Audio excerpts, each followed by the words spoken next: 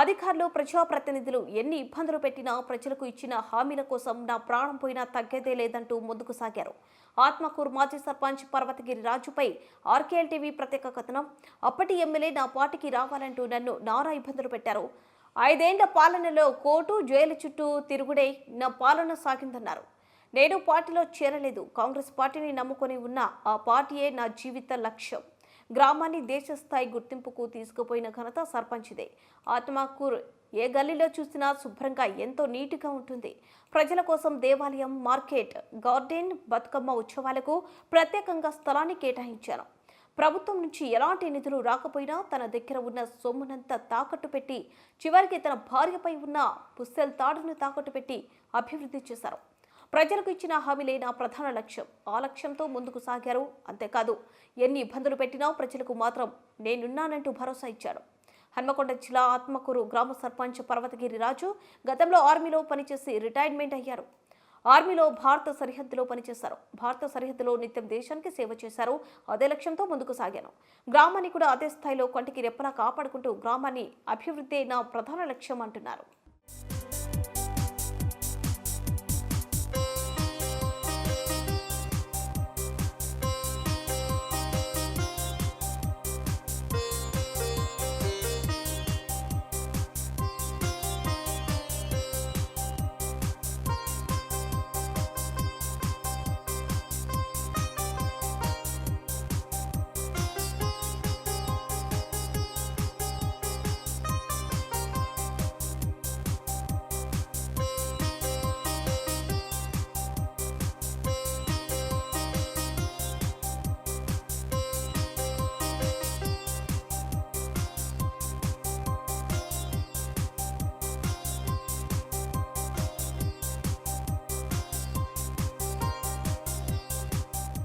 దేశానికే గ్రామాలు పట్టుకొమ్మలు, గ్రామ అభివృద్ధి దేశ అభివృద్ధి అన్నారు పెద్దలు.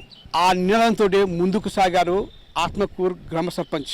నమస్తే, నా పేరు పర్వతగిరి రాజు. నేను ఆత్మకూరు మాజీ సర్పంచ్. ముఖ్యంగా నేను సర్పంచ్గా ఎందుకు నిలబడ్డానంటే జనరల్గా మా ఆత్మకూరు ముందంజలో ఉండాలి.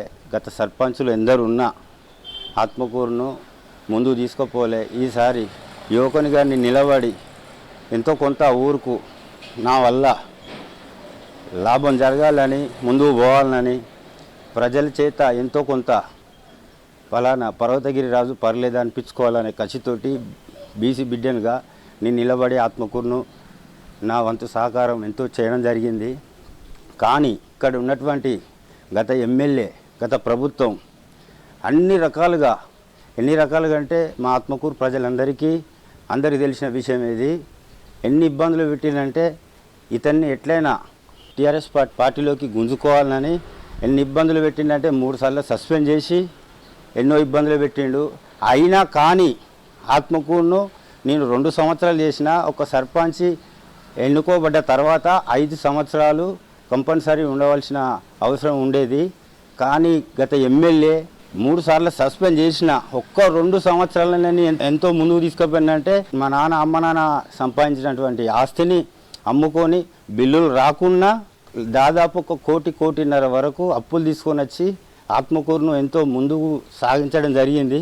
ఒకటే లక్ష్యంగా నేను ఏం చేసిందంటే గ్రామాభివృద్ధి దేశాభివృద్ధి ప్రథంలో ముందుకు తీసుకుపోవాలని చాలా కృషి చేసిన. అది మా ఆత్మకూరు ప్రజలందరికీ కూడా తెలుసు. గ్రామంలో ఉన్నటువంటి సీసీ రోడ్లు, సైడ్ డ్రైనేజీలు, శుభ్రత అన్ని రకాలుగా శుభ్రత చేయడం జరిగింది.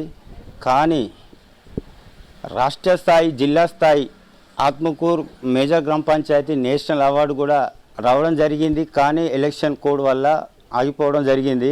దీన్ని ఉద్దేశించి మా ఆత్మకూరు ప్రజలు కూడా నాకు ఎంతో సహకరించారు. ఆత్మకూరు గ్రామంలో నా వంతు సహకారం ఎంతనంటే ఆత్మకూరు గతంలో కంటే ఇప్పుడు అద్దం లెక్క తయారైన విషయం గ్రామ ప్రజలందరికీ తెలిసిన విషయం ఇది. కానీ గత ఎమ్మెల్యే ఇయ్యలేదు, ఎన్నో ఇబ్బందులు పెట్టిండు. అయినా కానీ నేను సర్పంచ్కి నేనైతే గెలవడానికంటే ముందు ఏదైతే నా మేనిఫెస్టోలో పెట్టినో అవి మాత్రం సూచన తప్పకుండా అన్నీ చేయడం జరిగింది.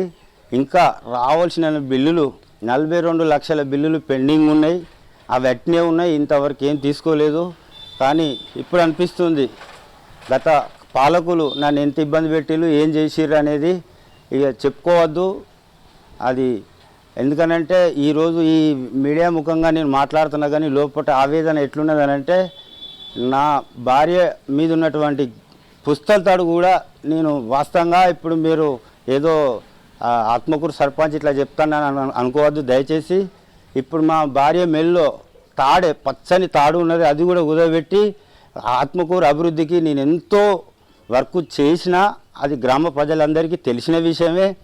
ఇంకా ఆత్మకూరులో మార్కెట్ వ్యవస్థ, ఇంత పెద్ద గ్రామ పంచాయతీకి మార్కెట్ వ్యవస్థ లేదని నేను ఒక 2 గుంటలు ఉన్నటువంటి భూమిని ఎకరన్నర దాదాపు ఇప్పుడు అది వాల్యూ ఒక 3 కోట్లకు ఉంటుంది. రైతు వేదిక అనేది గత టీఆర్ఎస్ పార్టీ కట్టుకోవడానికి నిధులు ఇచ్చింది, కానీ ల్యాండ్ లేదు. ల్యాండ్ లేకపోతే దాన్ని 2 కోలన్నర మొరం పోసి జీపీ నిధుల నుంచి అది చేయడం జరిగింది. నర్సరీ లేదు. అప్పుడు ఉన్నటువంటి మా చెరువు పక్కన సంవత్సరానికి అటువంటి బతుకమ్మ అక్కడ కూడా జాగలేదు. లేకపోయినా అక్కడ ఎంత లోతు అంటే దాదాపు 3 గోళ్ళ లోతున్న దానికి కూడా జీపీ నిధుల నుంచి మొరం పోసి 1 ఎకరం 5 గుంటలు చేయడం జరిగింది. దాదాపు నేను సర్పంచ్ గెలిచిన కాంచెలు ఒక 2 ఇయర్స్లోనే దాదాపు ఒక 4 నుంచి 4.5 ఎకరాలు అంటే దాదాపు ఈరోజు రేటు ప్రకారంగా ఒక 7 నుంచి 8 కోట్ల ఆస్తి గ్రామ పంచాయతీకి చేయడం జరిగింది. అది ఆ ఎమ్మెల్యే ఊర్చుకోక వీడిని తీసుకుంటే, ఈ సర్పంచ్ని తీసుకుంటే నేను గెలవడానికి అనుకూలంగా ఉంటుందని బాగా ఎన్నో ఇబ్బందులు పెట్టినా కూడా ఏ రోజు నేను పోలేదు. నేను ఒకటే లక్ష్యంగా, సార్ మీరు కూడా రండి, మీరు కూడా గ్రామ అభివృద్ధికి మీ వంతు సహకారం చేయండి, నేను కూడా చేస్తా. నాకు ఒకటే లక్ష్యం, మా ఆత్మకూరు అద్దం లేకుండా ఉండాలి, అందరూ బాగుపడాలి అనే లక్ష్యంగా నేను వర్క్ చేయడం జరిగింది. నేనైతే గతంలో అంటే సర్పంచ్ కంటే ముందు నేను ఒక ఆర్మీలో పనిచేసిన. అక్కడైతే ఎట్లయితే డ్యూటీ చేసినో నిరంతరం 24 అవర్స్ డ్యూటీ ఉంటుంది ఒక్కొక్కసారి మాకు అక్కడ. అదేవిధంగా ఇక్కడ కూడా ఆత్మకూరులో కూడా 24 గంటలు ఏ పని చేసినా, ఎవరు ఫోన్ చేసినా, ఏం చేసినా ఇది ఇబ్బంది ఉన్నదంటే ఫోన్ చేయగానే 5 నిమిషాలకు 2 నిమిషాలకు అక్కడ ఉండి నిలబడి మా సిబ్బంది, వాస్తవంగా మా సిబ్బంది నేను వాళ్ళకు రుణపడి ఉంటా.